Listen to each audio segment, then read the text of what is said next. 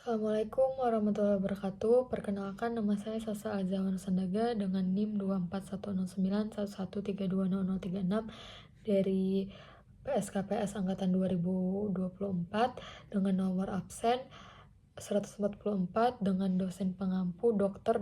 Oski Iliandri MKas.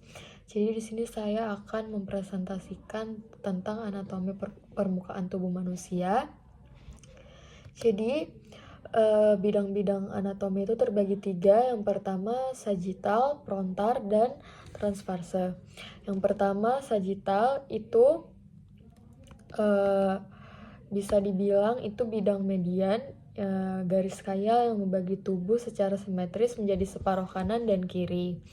Terus bidang sagittal juga itu garis kaya yang sejajar bidang median tersebut. Terus ada bidang frontal, garis kaya yang tegak lurus bidang median dan membagi tubuh menjadi 2 bagian, depan dan belakang. Bidang korontal itu bidang frontal yang hanya khusus di daerah kepala saja. Yang ketiga transverse itu bidang horizontal, bidang kaya yang tegak lurus terhadap bidang frontal dan medial dan membagi tubuh menjadi 2. Itu yaitu bagian atas dan bawah. Terus pembagian regio tubuh manusia. Yang pertama itu strukturnya ada kepala, untuk regionya sendiri itu namanya cepitis, yang kedua leher, regionya sendiri coli, yang ketiga dada dan toraks. Untuk yang selanjutnya itu ada perut, untuk regionya abdomen, yang kelima pinggang, untuk regionya sendiri lumbalis, yang keenam panggul, untuk regionya sendiri pelvis, yang ketujuh bokong, untuk regionya sendiri gluteal, yang ke-8 lengan atas atau regionya brachium, dan yang ke-9 lengan bawah, untuk regionya sendiri anterbrachium. Terus untuk nomor 10 itu siku depan, untuk regionya sendiri itu cubiti, yang ke-11 itu siku belakang, untuk regionya sendiri elok ranon. Next, sistem muskuloskeletal. Sistem muskuloskeletal yang terdiri dari tulang rawan, sendi, otot, ligamen, dan tendon. Semua bagian ini berfungsi untuk menopang berat badan dan mempertahankan postur tubuh dan membantu kita untuk bergerak. Selanjutnya itu sistem saraf. Jadi sistem saraf itu pada umumnya bisa kita bilang itu ada otak. Jadi otak merupakan salah satu organ manusia terbesar yang paling kompleks dan terdiri dari 100 miliar lebih sel saraf. Seluruh saraf tersebut saling terkait di dalam sistem yang menghubungkan otak dengan seluruh tubuh. Sistem ini memungkinkan gerakan dan refleks terjadi hampir dalam sekejap. Jadi di sini otak itu ada terbagi 3, yaitu otak besar, otak kecil, dan batang otak. Untuk otak besar sendiri itu cerebrum, terdiri dari belahan kanan dan kiri. Belahan otak kanan mengendalikan bagian tubuh kiri, sebaliknya bagian otak kiri mengendalikan bagian tubuh sebelah kanan. Tiap belahan otak memiliki 4 bagian utama, yaitu lobus frontal yang terletak di bagian depan serta berfungsi untuk mengatur cara berpikir, perencanaan, dan pemecahan masalah. Yang kedua, lobus parietal yang terletak di bagian tengah serta bertugas untuk menafsirkan informasi sensorik seperti citra rasa, suhu, dan sentuhan.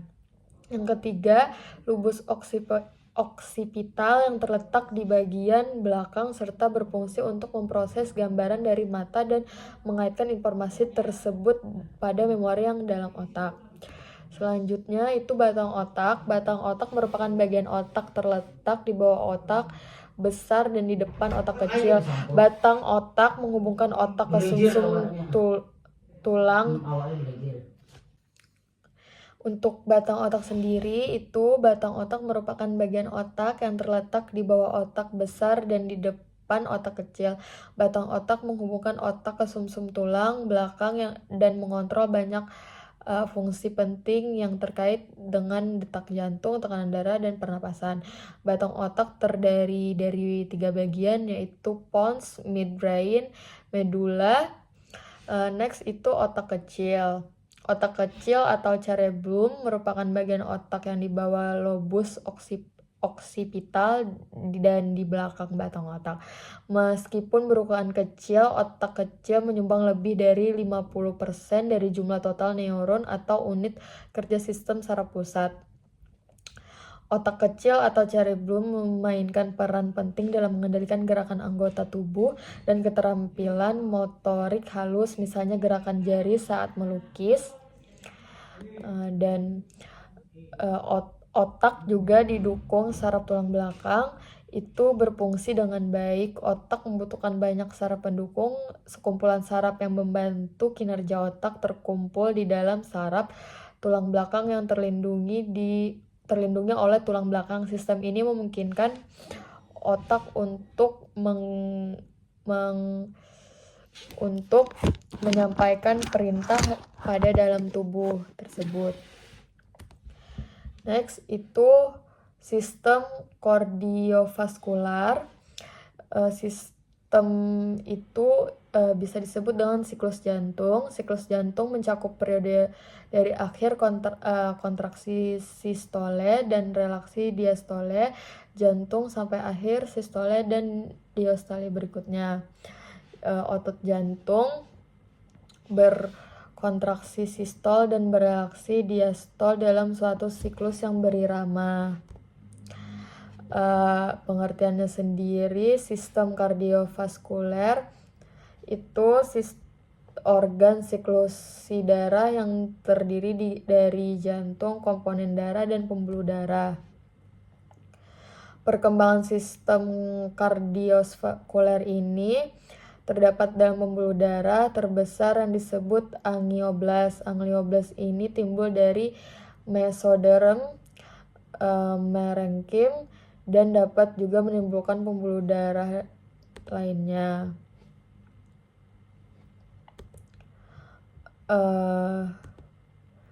Selanjutnya itu sistem respirasi atau bisa disebut sistem pernapasan. Pengertian secara umum dari pernapasan adalah peristiwa menghirup atau pergerakan udara dari luar yang mengandung oksigen O2 ke dalam tubuh atau paru-paru, serta menghembuskan udara yang banyak mengandung karbon dioksida CO2. Yang pertama itu hidung. Hidung merupakan tempat masuknya udara, memiliki 2 lubang dan dipisahkan oleh sekat hidung. Rongga hidung mempunyai permukaan yang dilapisi jaringan epitelium, mengandung banyak kapiler darah dan sel yang mengreaksikan lender. Udara yang masuk melalui hidung mengalami beberapa perlakuan seperti diatur kelembapan dan suhunya, dan akan mengalami penyaringan oleh rambut atau bulu-bulu. Terus hidung juga berfungsi sebagai jalan napas, pengatur udara, pengatur kelembapan udara juga. Yang kedua itu faring atau tekak. Faring merupakan tempat persimpangan antara jalan pernapasan dan jalan makanan. Next itu laring atau pangkal tenggorokan. Laring merupakan saluran udara dan bertindak sebagai pembentukan suara yang terletak di depan bagian faring sampai ketinggian vertebra cervicalis dan masuk ke dalam pankreas di bawahnya. Pangkal tenggorokan itu dapat ditiup oleh sebuah empang tengkorak yang disebut epiglottalis yang terdiri dari tulang-tulang rawan yang berfungsi. Terus trakea itu batang tenggorokan, dindingnya terdiri atas epitel, cincin tulang rawan yang berotot polos, dan jaringan pengikat. Pada tenggorokan ini terdapat bulu getar halus yang berfungsi sebagai penolak benda. Yang selanjutnya itu ada bronkus, pembuluh napas. Bronkus merupakan cabang batang tenggorokan. Cabang pembuluh napas sudah tidak tidak terdapat cincin tulang rawan. Gelembung paru-paru berdinding sangat elastis, banyak kapiler darah atau merupakan tempat terjadinya pertukaran oksigen dan karbon dioksida. Next, itu sistem pencernaan. Jadi sistem pencernaan merupakan serangkaian jaringan organ yang memiliki fungsi untuk mencerna makanan.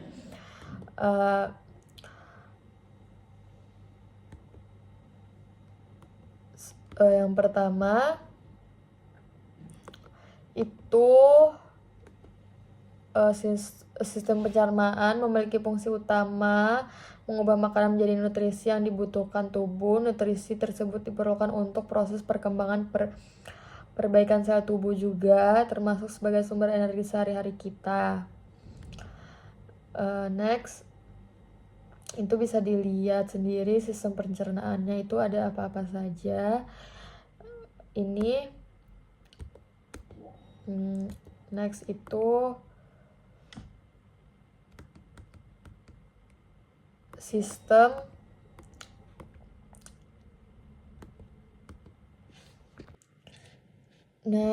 ada sistem urinaria. Jadi sistem urinaria itu adalah proses pembentukan di dalam organ. Yang pertama itu ada ginjal. Ginjal termasuk organ penting dalam sistem urinaria tersebut. Itu dua organ berbentuk kacang. Ukuran besar ini terletak di bawah tulang rusuk dekat bagian tengah punggung. Ada beberapa fungsi ginjal dalam penyaringan zat sisa untuk menghasilkan urin, yaitu membuang limbah dan cairan berlebih dari tubuh, menyeimbangkan kadar air di dalam tubuh. Next itu ada ureter. Ureter dalam sistem urania adalah dua tabung kecil yang bertugas membawa urin dari masing-masing ginjal ke kandung kemih. Dinding ureter sendiri memiliki 3 lapisan, yaitu lapisan luar yang terbuat dari jaringan ikat, itu fibrosa, bagian tengah yang terbuat dari otot polos, lapisan dalam yang lembab untuk melindungi permukaan sel. Terus ada uretera, urin yang telah diproduksi oleh ginjal yang selanjutnya dipindahkan dari ureter dan kandung kemih. Urin akan dikeluarkan melalui uretera. Next ada sistem reproduksi. Ini ada beberapa bagiannya. Yang pertama itu mons pubis. Mons pubis adalah penonjolan berlemak di sebelah ventral simpis dan daerah suprapubis. Sebagian besar mons pubis terisi oleh lemak. Jumlah jaringan lemak bertambah pada pubertas dan berkurang setelah menopause. Setelah dewasa, mons pubis tertutup oleh rambut kemaluan yang kasar. Yang kedua itu ada labia mayora. Labia mayora merupakan organ yang terdiri atas dua lipatan yang memanjang berjalan ke kaudal dan dorsal dan mons pubis, dan keduanya menutup prima pubendi. Yang ketiga ada labia minora, merupakan organ yang terdiri atas dua lipatan kulit kecil terletak di antara kedua labia mayora pada kedua sisi introitus vaginae. Kedua labium minus membatasi suatu celah yang disebut sebagai vestibulum vaginae. Mungkin bisa dilihat perletakannya. Dan next itu ada sistem integumen. Jadi sistem integumen itu merupakan barrier atau perlindungan pertama tubuh manusia dari lingkungan luar, sehingga tetap menjaga lingkungan internal tubuh dan juga menjaga benda asing tidak masuk ke kulit.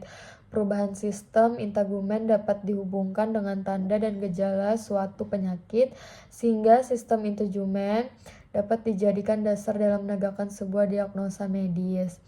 Jadi itu ada kulit. Manusia memiliki lapisan terluar yang menyelimuti seluruh tubuhnya. Secara kasat mata, lapisan tersebut hanya berfungsi sebagai penahan benturan agar tidak terjadi peradangan pada organ dalam. Secara logika empiris dapat dikatakan lapisan tersebut hanya melindungi tulang dan daging serta rumah untuk aliran darah. Lapisan ini biasa dikenal dengan sebutan kulit. Nah, fungsi fungsi integumennya itu